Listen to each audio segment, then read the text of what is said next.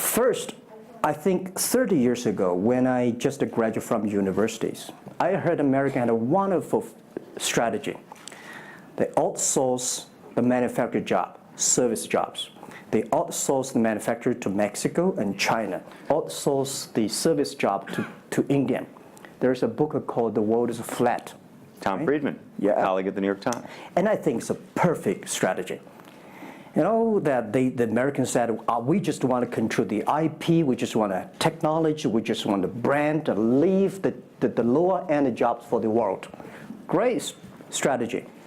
And second is that the American international companies made millions and millions of dollars from globalization. The top 100 companies in America.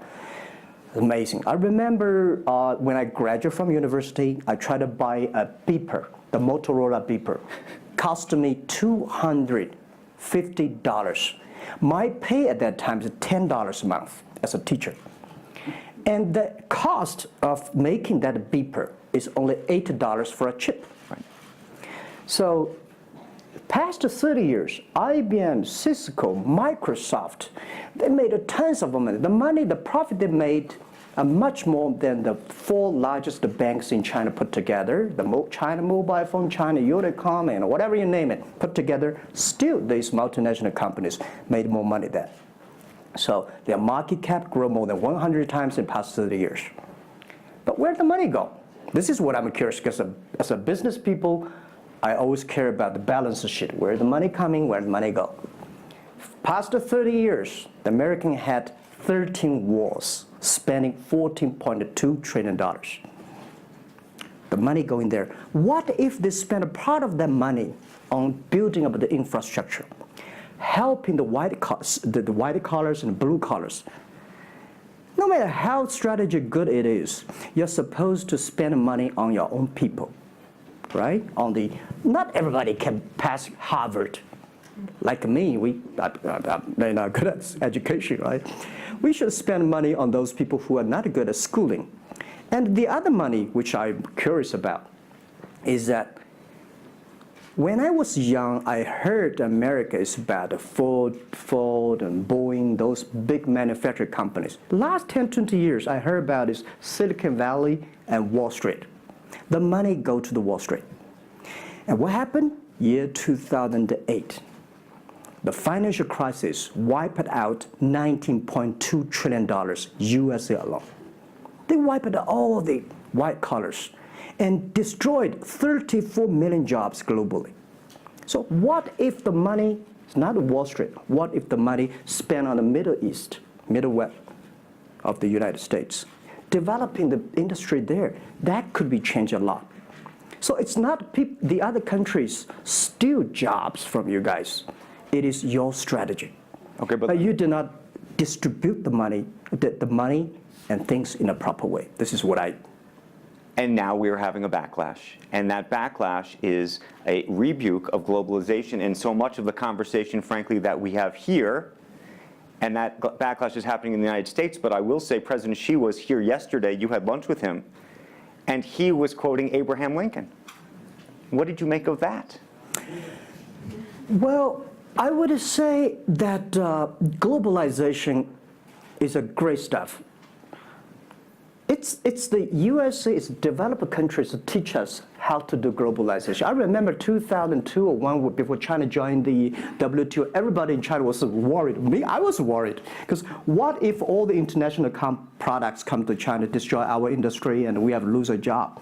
So convince China, after 20 years, then you guys are say, this is a terrible thing. I believe globalization is good, but globalization needs to be improved. This is Donald Trump, President-elect, want to solve it, the problems. That globalization, I think, should be inclusive globalization. In the past 30 years, the globalization was controlled by 60,000 big companies. 100 years ago, globalization was controlled by several kings and emperors. What if next 30 years we can support 6 million business doing business across the board.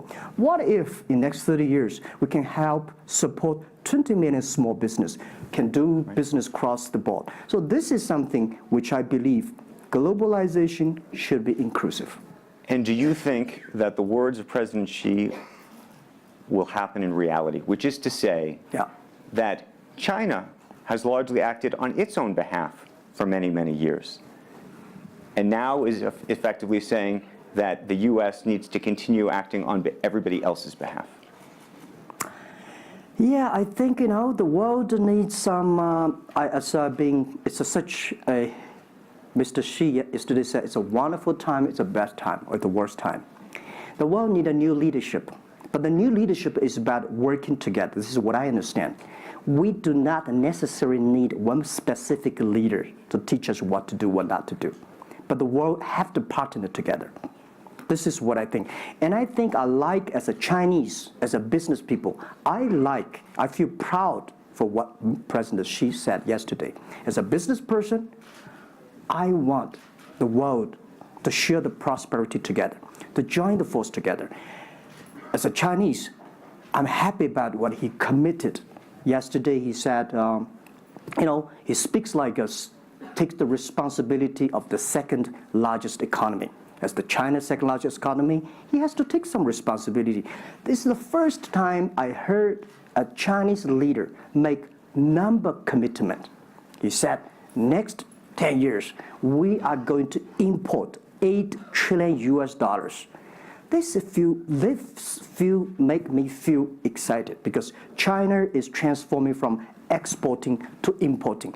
If there's a concrete number, if we can fulfill it, this is going to be huge change to the China and to the world. But don't you think that it's easier today for China to be interested in globalization because of the benefits that can accrue to China because you're continuing to develop than it is for countries that are, quote unquote, developed? Well, first, the WTO rule is not designed by China. It's not made by China. I will say there's something that I want to change. The WTO is designed, a lot of rules designed for big companies in the past 30 years, and only big companies can do it. And China definitely benefit a lot from opening. I think China should learn one thing, that we grow in the past 30 years. It's because we open to the world. If we continue to open to the world, not fully. Okay. An American business that wants to effectively go into business in China has a very difficult time, has to partner effectively with a company that's there already. This is why I said China has problems too. The world has problems. And China definitely has a lot of problems. China should open, should be more confidence. This is what I feel yesterday. I feel the confidence of Mr. Xi that he is ready to open more to the world. This is what I suggest, that we should solve the problem by business community, by negotiation. WTO, China joined WTO for like 20 years or 70 years. I don't know the number. But the past 2 years, that I think we as a business, we as a country, we as the world, we have to review something. Right. But not because unbalanced things, we stop it. You've been calling for something called EWTP. Yeah. What is that? This is what I would talk about, is that the WTO was great, but they mainly designed for developed countries, big companies. There's no opportunity for small business. We want to build up a EW, Electronic World Trade Platform, to support young people, small business, thanks through mobile phones, internet, they can sell and buy across the board. And the other thing is that WTO is a very interesting organization. When you put the Doha round, when you put 200 government officers in one room, ask them to agree on something, it's impossible. I can never imagine that they can agree on something together. Business should be designed by business people. So we believe EWTP should be something that the business people sit down together, agree on something, negotiate on something, and get endorsement from the government. I want to talk a little bit about Alibaba and the model itself, because I think for many in the West, if you will, they don't necessarily understand it. And to the extent that the extent that I could try to compare it to Amazon, which I know you think is an unfair comparison, one of the things that's so fascinating to me is that Amazon and Jeff Bezos have pursued what might be described as a very asset-heavy business model. They're buying airplanes. They want to own the entire supply chain from beginning to end. And Alibaba has effectively an asset-light business. It is very much, in terms of the retail piece of this, the opposite. You don't want to own the warehouses. You don't want to own the logistics companies. How do you think about that? Is Jeff Bezos right, or are you right? And is there going to be a meeting in the middle? I hope both are right. And because the world can never have one model. If the world has only one correct model, the world is too boring. Right? We need to have all kinds of models. And the people who do the model should believe in the model. And I believe what I do. Right? The difference between Amazon and us. Amazon is more like an empire. Everything they should control themselves, buy and sell. And our philosophy is that we want to be an ecosystem.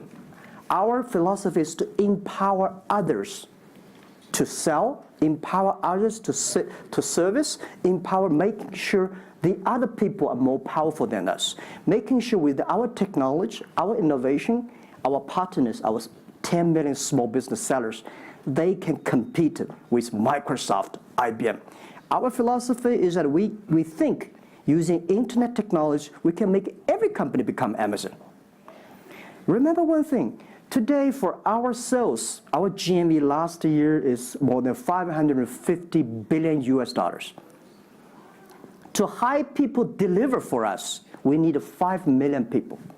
So how can we hire 5 million people deliver things for us to deliver the things we sold? The only way we do is empower the service company, logistics companies, making sure they are efficient, making sure that they make the money, and making sure that they can hire more people. But without owning the whole chain, can you do it as effectively? The idea that you're watching Amazon being able to deliver things now within hours, literally. We made 125 cities deliver within 1 day last year. Imagine, 10 years ago, deliver one thing from Beijing to Hangzhou takes about 8 days. Now you can deliver things from Beijing to Inner Mongolia or some city within 12 hours. It's improving. You can never expect these things happen within 24 hours. We have patience.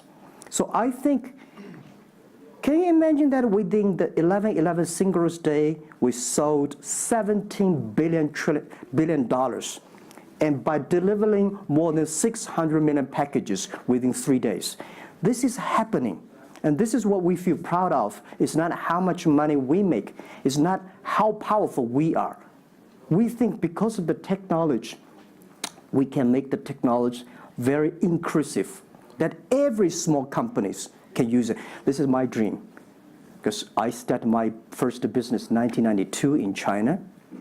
As a small business. In order to borrow money, 5,000 US dollars from a bank, took me 3 months to acquire, still failed. So difficult to be a small business. Today, with the technology, we can empower them. This is something I want to do. One of the critiques, as you know, and it continues to linger around Alibaba, is the piracy issue. There's an IP issue, and it's an issue all over China, but you take the brunt of a lot of it. How much progress have you made in your mind, and how do you think about some of the regulatory bodies in other countries, including the US, that continue to criticize Alibaba for these issues? First, when we start do this business, as a business like this size, you have to take all the criticism. You have to listen what is right, what is wrong. And second, as an e-commerce, when you put 10 million small business, empower them to sell. We do not like Amazon buy. We cannot check. Even you buy, when you buy $55 trillion or $550 billion, you cannot check every product. So the model itself and the e-commerce itself may have a lot of these flaws. And third, I would say in the past 17 years, we are the leader of this anti-privacy. issues, the IP, protect the IP. But the second, we are internet companies. We do not have the law enforcement. We find this guy is selling cheap, fake products. We delete them. We cannot arrest them. But we had huge progress. Last year alone, we put 400 people into jails. We deleted 370 million fake products listing on our site. I would say we are the leaders, and we are using the big data to check who's buying, who's manufacturing, who's selling, what is the address. So now I'm happy about the whole world, especially China, all the government organization, start to realize the issues. So I would tell you, good thing is that today, when you go to those criminal group, which I call them criminals, those fake products manufacturers, sellers. You've praised the quality, though, of some of these. I would talk about it later, right? Those criminals said they can go anywhere but not Taobao and Tmall, because using our data, we trace where they are, who they are, what's the address, what the amount. And we will deliver this to the police station and working with them to arrest them. The quality issues is something I want to share with people. It's not about praising the fake products. I want to say that for so many years, those branded companies, you have to be very careful, because the fake products, their quality improving is scary. That is the difference between us. Because when you find guys, the people said this is fake, and you have to find people, you have to find a third-party institution to check it is fake or not. We find sometimes the quality is better. And I tell you, another thing is even scary. There's one branded company. He said, we are selling fake products. We check everything, there's nothing wrong. So we say, what is wrong? So we buy the products from his flag shop and deliver to them. They say, it's a fake. You know what I'm saying? Yep. We buy things from the flag shop of this brand and deliver back. It's the fake products, they say. So it's a bit confusing. Right. This is fighting against the fake products is a war against the human greediness. It's not easy, you cannot finish it, but you have to continue to fight. And I want to say we put 2,000 people, 1 billion RMB every year fighting against that. It can never finish the war within 2 years. But I'm happy. Whether people criticize me, criticize us, the most important is that we are happy about the progress we made. Right. But if people praise me, so, when people say, Jack, you're wonderful, I know I'm not wonderful, right? Oh, Alibaba's great. We are not great. We are just a 17-year-old company. But when people say, you're doing nothing, no, we're doing a lot of things. But you don't have to argue. You don't have to debate. You do what you believe. One of the things you mentioned was using big data on the piracy side, but the other thing that you're using a lot of that big data to do is provide credit and effectively banking the unbanked. And what's so fascinating to me, and I hope you'll share it, is we've talked about the Sesame credit. Yep. How you are able to use big data effectively to figure out who deserves credit and who doesn't in a marketplace where some of these people had no credit history before. Okay. Well, before we do that, we had a system called Teach Computers to learn how to anti-fake products, teach the computers to learn how to, because we have Alipay, a lot of people try to use all the ways to cheating. So we teach the computer how to do that, the cheating things. So we've been doing that for 10 years. Until now, there's called artificial intelligence, because we've been doing that. We are a data company. 8 years ago, we said to ourselves, Alibaba should not be an e-commerce company. We should be a data company, because we have the data from consumers, we have data from the manufacturer, we have data from the logistic company and transactions. But we think how we can make a data really beneficiary to the society. What China needs is that we have a lot of great people, all the small business. They are very credible, but we don't have a credit system for them. So how can we, using a credit rating system based on the data we have, to giving everybody a Sesame rating system. That is so powerful in the past 4 years, because every individual, every small business, if they have been using our services, we give them a rating system. So we're giving loans in the past 5 years. We're giving 5 million business loans. They only borrow $5,000. 3 minutes, we can decide whether we should give you money, how much I'm going to give. Within 1 second, the money will be in your account. And 0 people touch, so we call it 310. And even today, the Sesame rating system become people dating. The mother-in-law want to say, hey, you want to dating with my daughter? Show me your rating system of the Sesame car.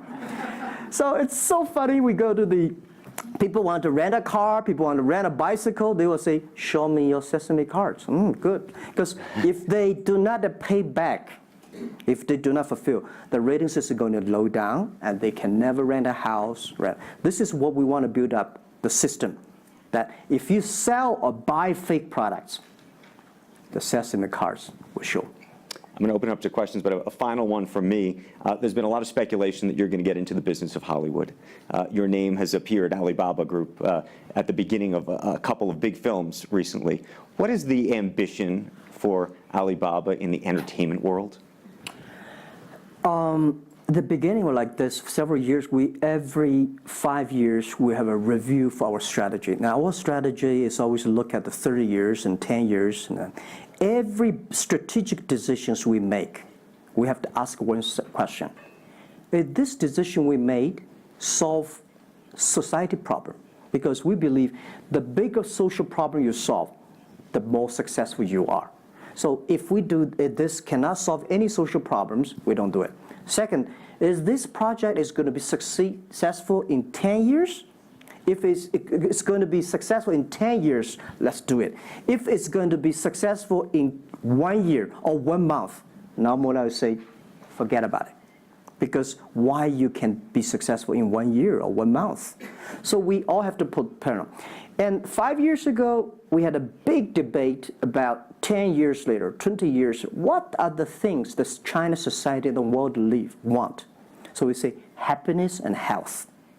2H strategy. So happiness and health. We believe Hollywood, the movie industry, bring people happy. Because today, nobody's happy. Rich people not happy, poor people not happy, At least when I watch a movie, I feel happy about it, right?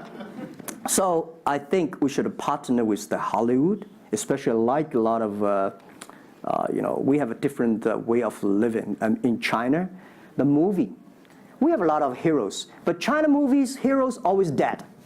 The American movie hero never die. If all the heroes die, who want to be the hero? So my movie, I want to make the hero live.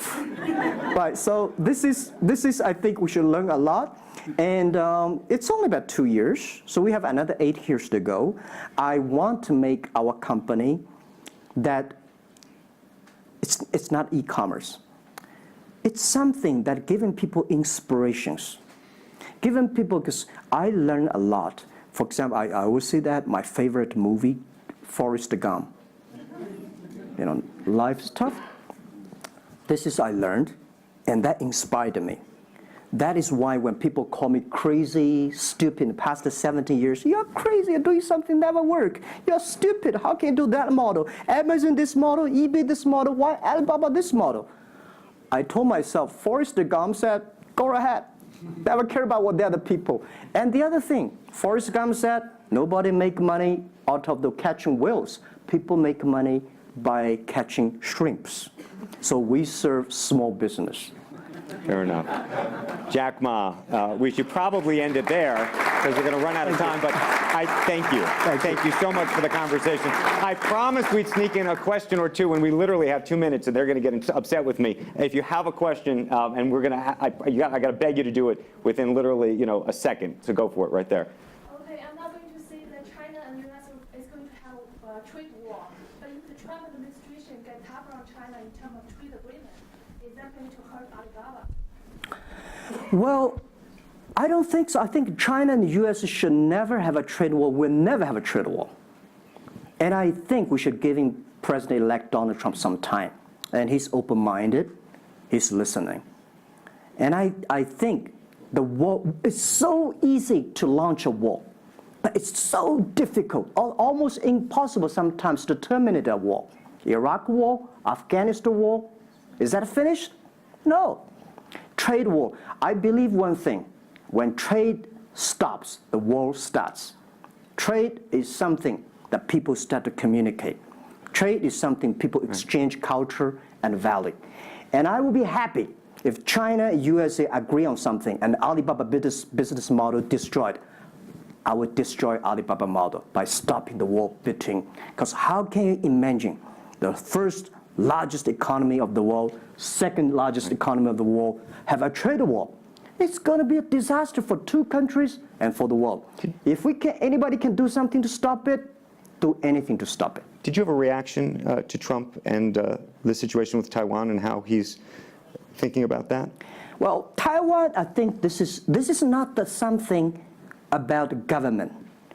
This is not something about business. This is something about the people. If the Taiwan issue is the population, if you do Taiwan issue, it's like against 1.4 billion people. So this is another issue. So we're talking about trade, we're not talking about Taiwan. Very politic. Let's take one final question if we can. I think we can steal one more in. Yes, sir, right there. I'm not a politician. I try to This speak is like me, this. a credit store. How do you assure you are not messing up with people's life and you are not dictating the whole, credit kingdom or the system? Because now you are the decision makers, you are the rule makers. Okay. First, I'm not sure. People say, oh, this is uncertain world. Every day is uncertain. The only certain day was yesterday. I'm not sure about that in the future I would dictate, I would be stupid. That's why I should retire early when I'm young. That is why I have a lot of things that I dream I want to do. I want to do philanthropy, I want to be a teacher, I want to go back to school, I want to do the environment. And the world is so wonderful. Why should I be the CEO of Alibaba all the time? I'm coming to this world not to work. I want to come to this world to enjoy my life. I don't want to die in my office. I want to die on the beaches. It's a wonderful message. Jack Ma, thank you for the conversation. Well, can I say one last thing? Yes, please, please. I just want to give my last advice to any people here that every government should pay attention to in the next 30 years are critical for the world. Every revolution, technology revolution takes about 50 years. The first 20 years, technology company. Next 30 years, the implication of the technology. Focus on next 30 years. The first 20 years, eBay, Amazon, Facebook, Alibaba, Google, good.